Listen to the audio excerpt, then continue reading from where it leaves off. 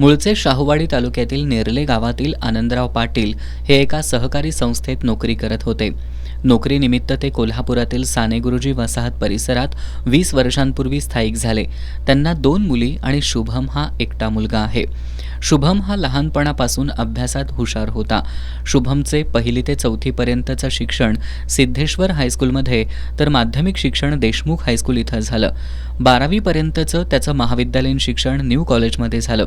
12वी विज्ञान शाखेत त्याला 93% गुण मिळाल्यानंतर त्यानं सांगली इथल्या वालचंद कॉलेजमधून इलेक्ट्रिक इंजिनियर ही पदवी घेतली. त्यानंतर तो इटोन इंडिया इन्व्हेन्शन सेंटर या कंपनीत गेली 2 वर्ष इलेक्ट्रिक इंजिनियर म्हणून नोकरी करत होता. नोकरीची जबाबदारी सांभाळत शुभमचे इस्रोमध्ये जाण्यासाठी प्रयत्न सुरू होते.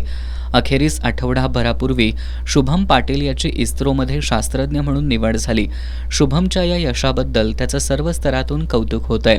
आपल्याला शालेय जीवनापासून अभ्यासाची आवड होती, त्यातूनच आपण इथवर पोहोचण्याची प्रतिक्रिया शुभम पाटील यानं दिली आहे. मी मूळचा कोल्हापूरचा राहणारा आणि साने गुरुजी वसाहतमध्ये राहतो.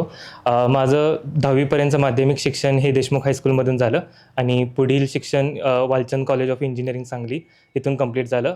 मी माझी डिग्री इलेक्ट्रिकल इंजिनिअरिंगमधून केली आणि तिथून मी एक मल्टीनॅशनल कंपनीमध्ये सध्या काम करत आहे. त्यातूनच साईड बाय साईड मी इस्रो या म्हणजे आपलेच अवकाश संशोधन केंद्र याचा अभ्यास चालू ठेवला होता आणि त्यातून माझी निवड सध्या एक शास्त्रज्ञ म्हणून झालेले आहे आणि लोकेशन माझं बँगलोर असेल.